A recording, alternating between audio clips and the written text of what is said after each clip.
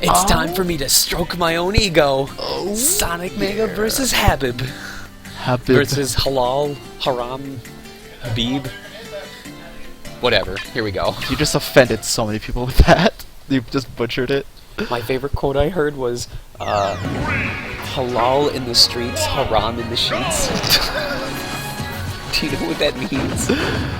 No, I don't. I don't Halal, want to. I believe, is a term used for anything that like goes against the teachings of the Quran, or it's like unbecoming, unprofessional, unclean, or no, I'm sorry. Halal is following the Quran. It's something that's becoming and righteous, religious. It's if you're doing what you're supposed to be doing in the eyes of the Lord. And then haram is the opposite of that. It's being unclean, unpure, and being just a bad example. Yeah, I get it now. Oh my gosh. Taking me all the way back to like 2003 for rap songs. That's right, ladies and gents. Sonic Mega and... Oh, that was because I took away all his jumps. Wow. I just kept back airing him until... But, anyway, so, yeah, that's right, ladies and gentlemen. Sonic Mega and Javier are religiously... respectful? No, not respectful. Aware? Yes, we're aware. You can't blame us for any, like, misconstrued... We're aware of your religion. I'm gonna have to be Googling so many stuff. Oh, yes. I have to Google so much now. You should put Googling eyes on the video. I can't trust the characters without Googling eyes. Googly eyes.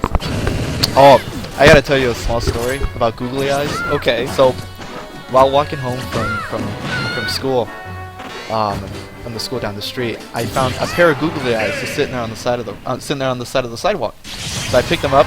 They still had tape on the back of them, and they were still usable.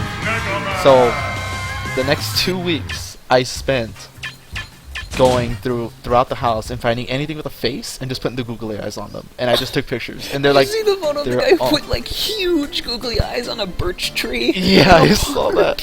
He just put them in a gigantic tree and just left them there just for no reason whatsoever. It was so great. But no, I spent the entire 2 weeks like terrorizing my sister with all her Star Wars stuff and just putting googly eyes on. Real talk, Habib was on point this game. Like, he was on point the entire tournament. He got like 7th place. I saw. I was so proud of him. But just on this match, because usually I'm not too scared about Kirby ever since I learned to just zone everybody out. Yeah. But on this game, he had me scared. Yeah, he doesn't play a lot, but it's scary to see. He wasn't playing on this game either. I get what you're saying, but continue. Yeah, he doesn't play a lot, but it's scary to like watch him like come back and still hit the combos. It's all muscle memory at this point. I'm gonna have to be wary with the new shield mechanics, stuff like that, where I just shield his down air and then he just grabs me off of the hit stun. Yeah, you definitely got to be way more aggressive this time around with the new patch. This is why, like, I'm gonna be very upset if the new shield mechanics prevented me or keep me from doing up tilt punishes anymore. Yeah. However, it's gonna make Leaf Shield even better because Leaf Shield not only will be protecting me from getting hit, it may be protecting my shield from getting hit.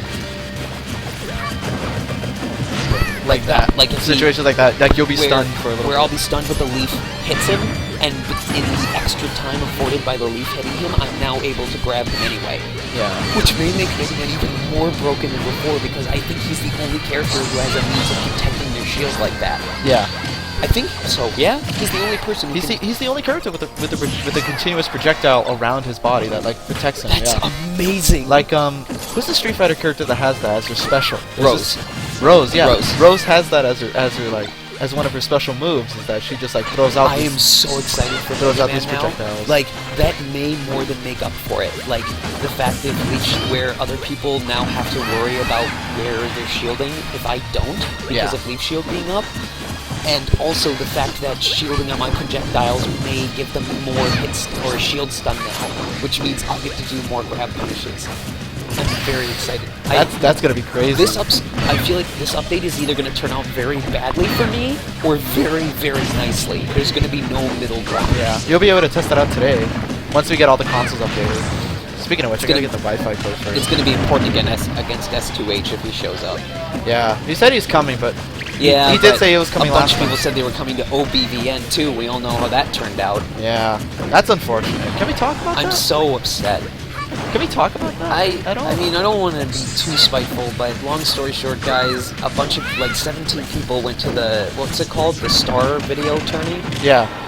like 17 people went to the Star Video Tourney, which apparently is usually much smaller than OBVN. Meanwhile, oh, that should have been enough time. That should have. Meanwhile, I showed up to OBVN after a 42-minute drive through traffic, and only 2 people registered besides myself.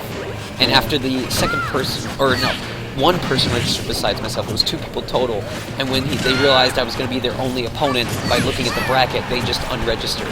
So there was no actual tournament. Yeah. But it was also, there's also power outages, stuff like that, like people were just discouraged from that. I don't know what happened there, I hope they fix it. I don't know if I want to go back, to be honest. Yeah. That was just such a terrible experience. Yeah, you shouldn't have slandered them like that. It's a good experience there. It's really chill. They have music playing. I mean, when the I'm power's obviously not speaking for any of the other events that have happened in the past. Yeah. But the one time I went, my experience in particular was a very terrible first impression. Yeah. And Chris and all the others are, touting a lot about first impressions and consistency. So yeah, it's just really unfortunate. I mean, examples like that make the case for the whole sanctioned versus core versus free tournaments. Because if that was my one experience and I thought all sanctioned were the same way, it would make a bad image. It won't work out anyway, that way, yeah. enough about that. Next set.